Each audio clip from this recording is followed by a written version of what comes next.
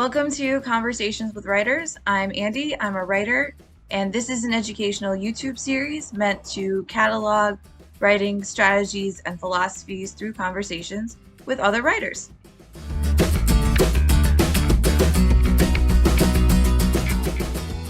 Shaun Turner is the author of two chapbooks, including The Lawless River Stories, published by Redbird Chapbooks. He is fiction editor at Stirring, a literary collection. In 2019, Shaun won a Kentucky Emerging Artist Award in Fiction from the Kentucky Art Council. His poems and stories can be found in Story South, The Chattahoochee Review, Bayou Magazine, Tin House, and the Appalachian Review, where he won the Denny C. Plattner Award in Fiction. And this is my conversation with Shaun.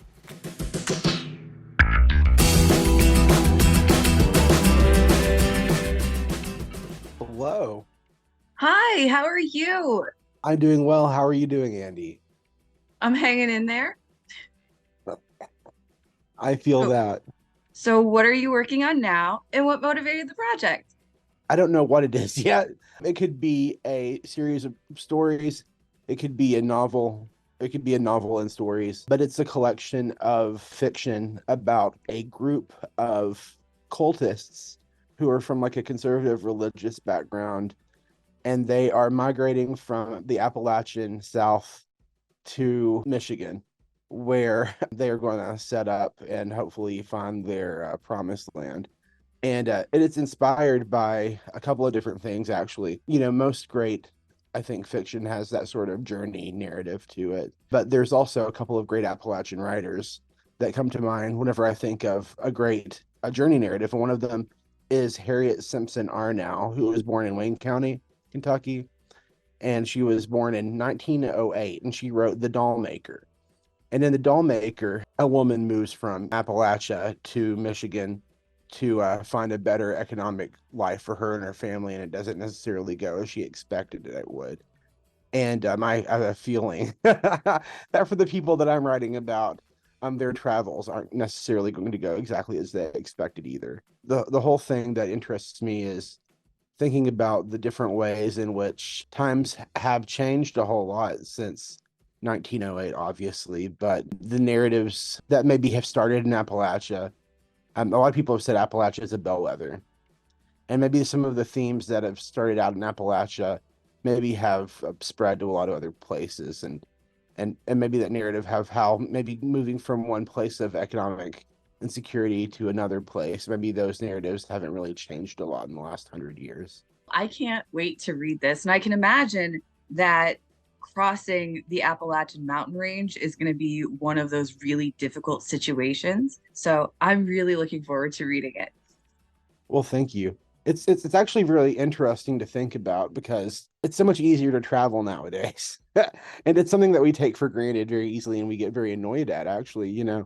But nowadays it's just a zip up the interstate for a lot of us. But 100 years ago, that journey was a lot more arduous, and it meant a lot of different things to a lot of different people. And it wasn't necessarily as straightforward as getting on 75 and heading north for 6 hours.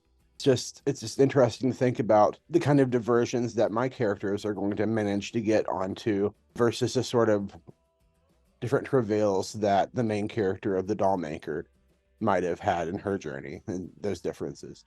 I imagine even in this cultist atmosphere that there's going to be a strong emphasis on religion, and then how is that affecting what they're going through, right? Is this a test of fate? Do some of them break? What happens based on these characters? It all started out as a short story, actually. It was published in the Southwest Review several years ago. And in that short story, the main character of that story didn't have a very great fate. It's left a little bit ambiguous, but you can sort of understand that for her and her daughter, their story didn't end necessarily well, and there's some family trauma that wasn't well resolved there. So the rest of the people in that narrative, I'm not sure what's going to happen to many of them, and that's what I'm kind of exploring right now. What their different pathways are to that end goal of quote unquote salvation. Wonderful. This is so great. I can't wait. Honestly, it's one of those things where I took a break from writing for 4 years or 4 to 5 years of writing fiction. I was writing poetry. And I made my own trip to Michigan and thought about how very different that trip I made to Michigan was compared to the trips that my grandparents must have made. And after having read, of course, The Dollmaker and several other books from authors like Arnau and others that I admire, I thought, I wonder what this would look like in a modern telling. And I thought, why hasn't maybe, I mean, of course, I'm sure other authors have told similar stories, but I thought now's the time for me to tell kind of my perspective of that. What have you learned about yourself through writing? I think every writer through writing understands that writing is a portal inward to yourself, but also a bridge outward to other people. The thing I've learned the most about writing is that we all contain so many multitudes and that we all contain the capacity for empathy. Giving someone the opportunity to put their words on a page gives us the opportunity to understand them in a different level or to understand so many different things about them. And since words are imperfect, writing is the next best thing we have to words. I don't know. It's an inarticulate thing sometimes to communicate, but art is something that binds us together and shows us a secret part of each other's selves. Absolutely. I completely agree that writing does foster this sense of empathy. If we're able to see another character's perspective or another person's perspective, that helps us connect with them a little bit deeper and, share those experiences. We create those bonds between ourselves and others. Exactly. What's the role or responsibility of writing for you? So, what keeps you generating material? Why write? I write for multitude of reasons. I write for myself. I write because I like the practice of it. I like the rigor of it. It's a meditative act, the act of sitting there and noticing and looking at things around you and careful being careful with them in your mind, holding them there. The other thing I like about writing is that it gives me the opportunity to make meaning out of those things. Because oftentimes the world can be very large and scary and terrifying and oftentimes feel very meaningless. And if you're able to take all of these different components and things that you see, things that move you, and place them into specific little order, then somehow that maybe they can make sense. So writing can be, like I said earlier, a bridge. And I do feel like for me, writing can be a bridge of empathy again to other people. I completely agree with that. Writing as a bridge, and I think that's what so many of us do that are Appalachian writers. Are trying to create that bridge between us and the environment, us and other cultures or other situations, because we are looking for that connection. And we do spend so much time in this insular culture that we really do kind of need to reach out and go beyond those boundaries to expand and grow and develop, not only as writers, but as people. Well, so many Appalachian writers I knew grew up in kind of a background similar to I did, and that they were maybe very isolated or came up in the world maybe as kids that, they were kind of loners, or they lived in a geographically isolated area like I did. And books were a way for us to sort of be outside of our environment for a little bit, or to be around people who are different from those around us, or to even have friends maybe whenever the closest person to us might have lived a mile away. So I think they still do that, even as grown people, even as grown writers. Our words and the books that we read and consume and write still offer those opportunities for connection. So when you're struggling to write for whatever reason, not enough time, too many ideas, not enough ideas, what strategies do you use to get yourself back to the page? Okay, that's a pretty common problem I have actually is, life gets in the way. Sometimes you don't have the time, sometimes the well runs dry. And for me, there are a few different things that I do. Actually, right now, I write and edit for a living. And what I write and edit for a lot of the time isn't the work that I would like to be writing and editing. So oftentimes when I get home, well, I work from home. So when I take off my work writer hat and I sit down on the couch and I say, now I have a little bit of free time. I'm going to sit here and relax.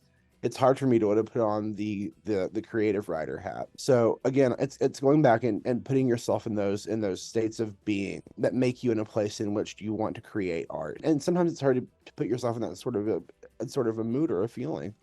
And honestly, I say this, unless your like hierarchy of needs are met, if you don't have food in your mouth, if you don't have shelter over your head, you're not going to be in the best place you need to be to create.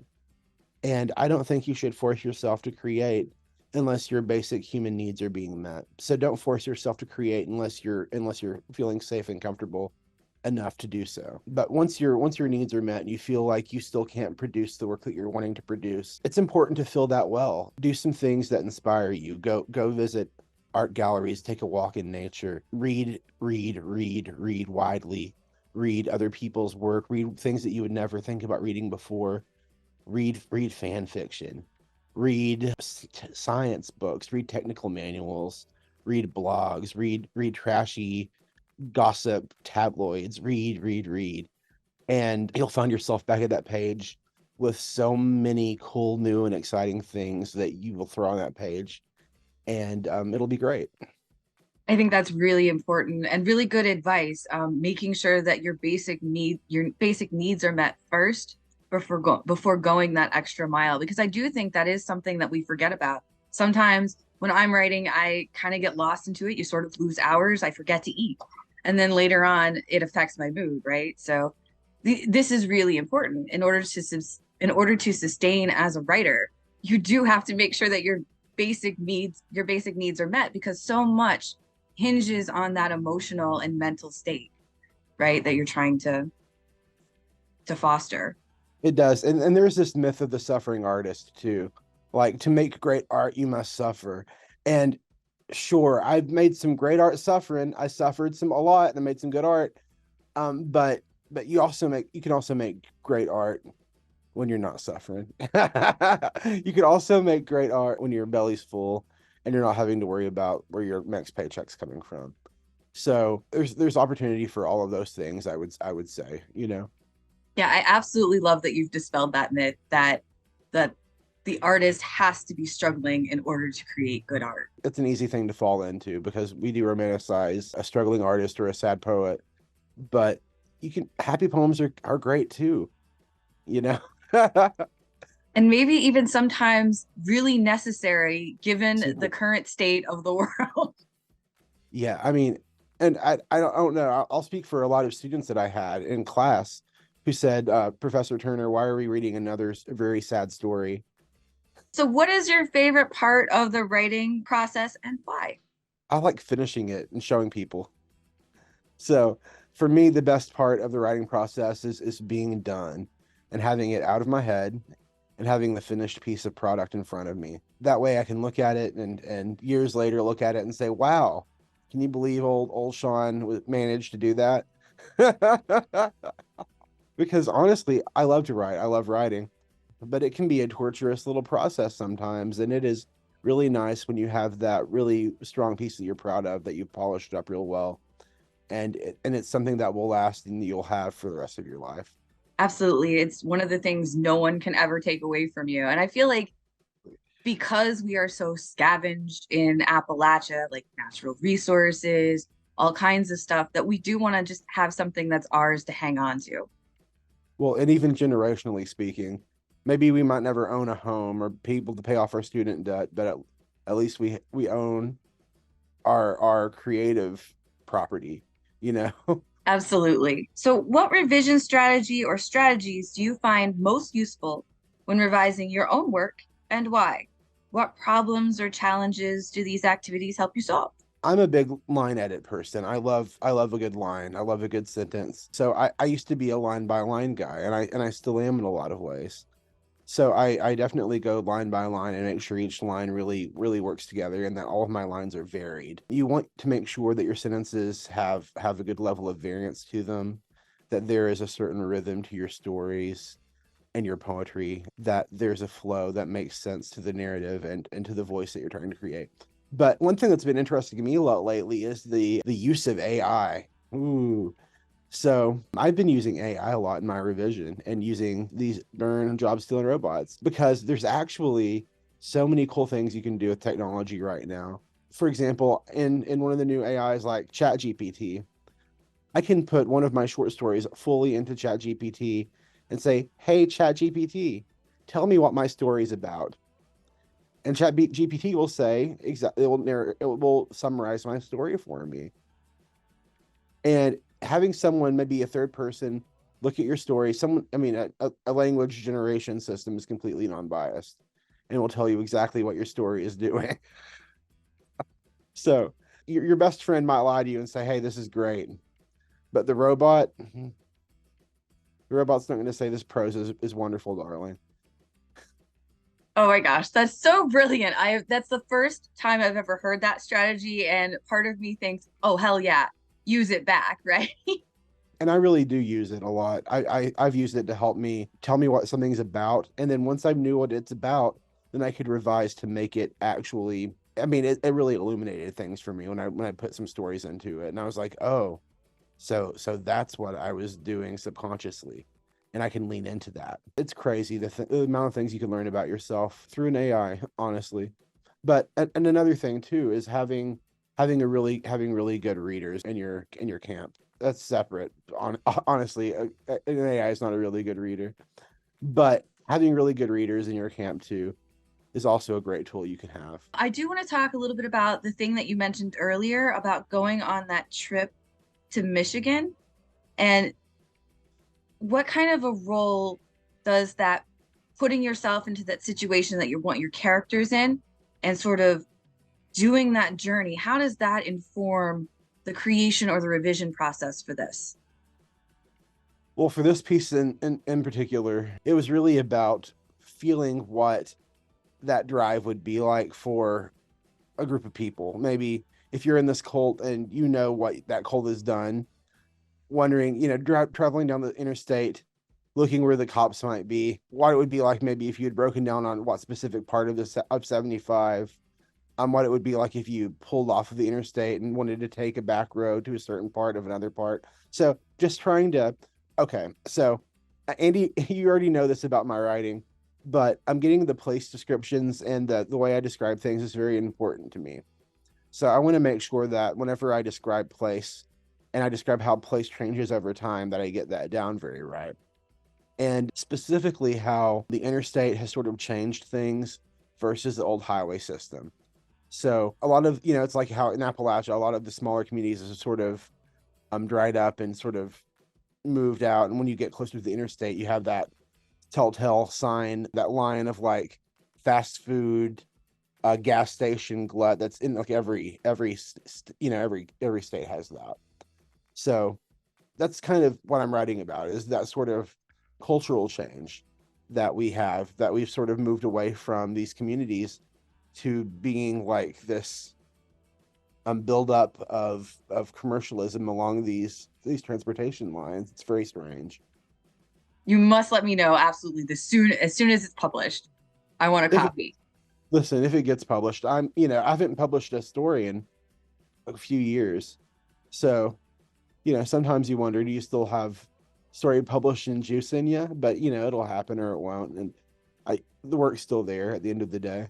I think it's absolutely going to happen. I think a lot of us get so bogged down with our day to day that we sort of forget to write. It sort of becomes because it's something that we enjoy, we sort of say, well, I'm playing and I have to work right now and I'm not allowed to enjoy work. But this is work too. And for a lot of us, especially those of us that participate in, writing based 9 to 5s or other kinds of professions that, pay the bills, writing and publishing is still very crucial. Even though we enjoy it, it is still critical to our work, right? It's still critical to our development, even within the jobs that we hold that may not necessarily be creative writing. Even though I haven't been in in the creative writing side of things for about a year now, that doesn't mean that that's out of my life forever. So the work that I do now is still, it's in the same field, but it's, creative writing, like over here in the corner. It's like it's still lurking. And the work that I do, even though it's a little tangential, is still a part of my life and will always be a part of my life. It's just trying to figure that out and balance that. And I think there have been working writers for decades and decades. They used to call Bobby Ann Mason the queen of the Kmart writers because she sort of represented that working writer. And so we were still out there. What reading suggestions do you have? What writers do you keep in your back pocket? Oh gosh, it's hard for me to not talk about the wide variety of great amount of literary journals that are out there. So, Andy, probably you know this already that I'm a big supporter of literary journals. I believe that some of the best work that's being published today is coming out through our small presses. I currently have been the fiction editor for Stirring, a literary collection based out of Knoxville for the last like 5+ years. And I believe Stirring publishes great work consistently. And I'm not just saying that because I pick some of it, but the poetry team does a wonderful job publishing work. I also believe that Cleaver Mag out of PA, they do beautiful work every single issue. There's so many great small presses out there doing good work. Story South is a larger magazine, of course. They publish beautiful work all the time. I'm always excited to see what the Appalachian Review, formerly Appalachian Heritage, publishes every year. You could go on and on and on in terms of literary journals. Personally, some of my favorite writers are also Appalachian writers. For example, Crystal Wilkinson from Kentucky, our current poet laureate of Kentucky is Crystal Wilkinson. And she's a fiction writer and a poet and a nonfiction writer. And she's just fantastic, and her books are amazing. And then, of course, the poet Rebecca Gale Howell, who I believe teaches poetry. I don't know. I don't know where she teaches off the top of my head right now. I had it, but it's gone. Um, she was at UK briefly, and I think she is in Arkansas now. But she is also poetry editor for Oxford American, and she has some great books of poetry. For example, American Purgatory, which is fantastic, and also just a great teacher. Wonderful. And have you heard of Kimberly Collins? She's an Appalachian writer too. I think she's either I can't remember if she's out of Tennessee or Kentucky, but she wrote Blood Creek, and it's about the Matewan massacre, and it's a series. She's brilliant. So the first book of that is out, and I think she's working on the second now. I need to add her to my list. And then the book that I've been reading, I just read this book. I'm still reading it. It is called Up with the Sun by Thomas Mallon, I believe Mallon, and it is not Appalachian at all. It is completely not an Appalachian book, but it's more about like the 1950s to 1980s Hollywood / New York showbiz, gay crime thriller. Not it's very good, and also ticks all the current like special interest boxes that I have in my like current list right now. So I also have to recommend that. And it just came out, I believe, last week. So that's my like trendy, you need to buy this book and read it moment. These all sound wonderful, and I can't wait to read them. Thank you so much. I have learned so much, and I'm so pleased that you agreed to do the interview. Really, thank you for having me. I really appreciate the chance to talk to you a little bit about writing and to catch up a little bit. I just think it's so important that you do these conversations, and every single writer has their own perspective and their own way of viewing the world and the craft. And it's so cool that you provide this place where people can talk about what they do and get to hear the perspectives of other people talking about what they do and why they do it. So thank you so much, Andy.